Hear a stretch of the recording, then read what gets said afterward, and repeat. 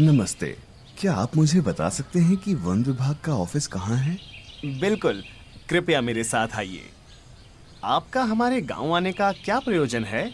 हम एक कंपनी के लिए काम करते हैं जो उत्पाद बनाने के लिए औषधीय पौधों का इस्तेमाल करती है। हमने पौधों को इकट्ठा करने से पहले वन विभाग के अधिकारियों से मिलने के बारे में सोचा। क्या आपने राष्ट्रीय जैव विविधता प्राधिकरण या राज्य जैव विविधता बोर्ड से भी अनुमति ली है? यह जैविक जैव विविधता अधिनियम के तहत जरूरी है। मुझे लगता है कि हमारी जैसी कंपनियों के लिए वन विभाग से अनुमति लेना ही काफी है। हम जैव विविधता अधिनियम के अंतर्गत नहीं आते हैं। चलिए जैव विविधता प्रबंधन समिति या बीएमसी पर आपकी शंकाएं दूर करते हैं।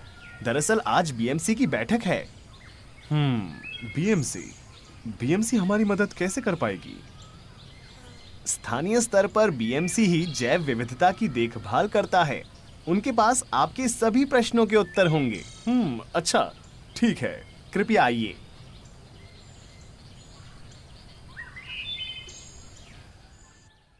गिरधर चाचा, जो इस बीएमसी के अध्यक्ष हैं, एक प्रतिष्ठित बागवानी विशेषज्ञ हैं। इन सज्जनों को स्पष्ट तौर पर मालूम नहीं है कि क्या जैव विविधता अधिनियम इनकी कंपनी को प्रभावित करता है। हमें आपकी समिति के कामकाज और इस अधिनियम के बारे में मालूम नहीं है। महोदय, चलिए मैं इसके बारे में बताता हूँ। यह अधिनियम राष्ट्रीय स्तर पर राष्ट्रीय जैव विविधता प्राधिकरण, राज्य स्तर पर राज्य जैव विविधता बोर्ड और स्थानीय स्तर पर जैव विविधता प्रबंधन समिति के माध्यम से लागू किया जा रहा है।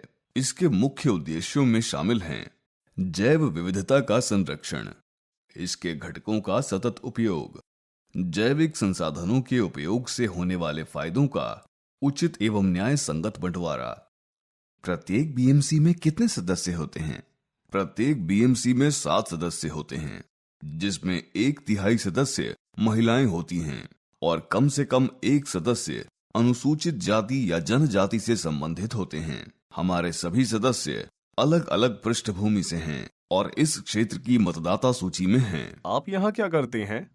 हम इस क्षेत्र के जैविक संसाधनों एवं पारंपरिक ज्ञान के संरक्षण और स्थिरता को सुनिश्चित करने हेतु अन्य बीएमसी और राज्य जैव विविधता बोर्ड हमारे कार्यों में से एक है लोक जैव विविधता रजिस्टर में रिकॉर्ड करना, जिसे हम संक्षिप्त में पीबीआर भी कहते हैं।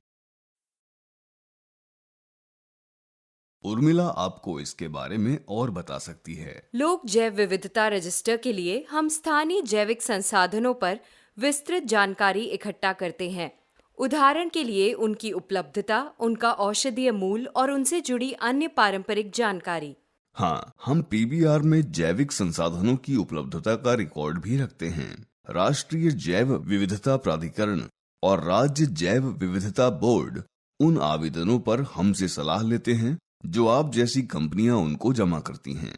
संसाधन की उपलब्धता के आधार पर हम फैसला लेते हैं कि हम संग्रह के लिए अनुमति दे सकते हैं या नहीं। हम अपने क्षेत्र से जैविक संसाधनों को ले जाने हेतु कुछ शर्तें निर्धारित कर सकते हैं एवं शुल्क भी ले सकते हैं।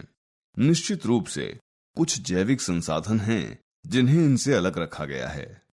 आप अधिक जानकारी हेतु राष्ट्रीय जैव विविधता प्राधिकरण और राज्य जैव विविधता बोर्ड की छूट सूची को देख सकते हैं।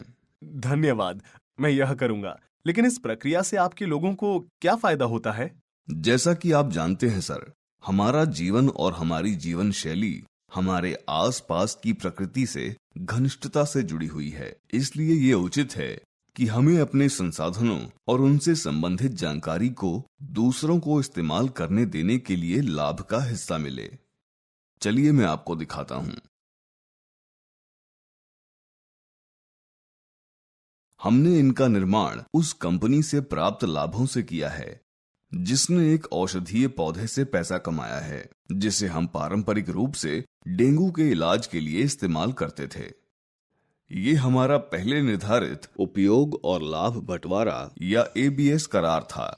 उन पौधों तक पहुंच के बदले हमें कुछ लाभ प्राप्त हुए। बहुत अच्छे। सभी जानकारी के लिए आपका धन्यवाद। एक बार मैं अपने बड़े अधिकारियों से बात करने और आवेदन प्रक्रिया शुरू करने की तैयारी के बाद आपसे वापस मिलने आऊंगा। मुझे अभी जाना होगा और वन विभाग से पता करना होगा कि उन्हें हमारी कंपनी से कौन सी अतिरिक्त जानकारी चाहिए होगी। एक बार फिर से आपका बहुत बहुत धन्यवाद महोदय।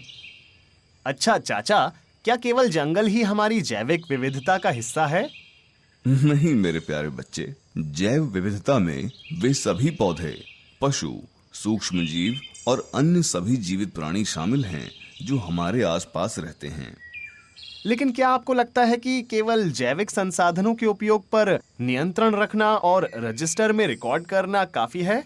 जब हमारे पास रिकॉर्ड हो तो हम जान पाएंगे कि किन प्रजातियों का संग्रह किया गया है, कौन सी प्रजातियां खतरे में है, और ये भी कि हम उनका संरक्षण करने और उनका उपयोग करने की पूरी कोशिश कैसे कर सकते हैं।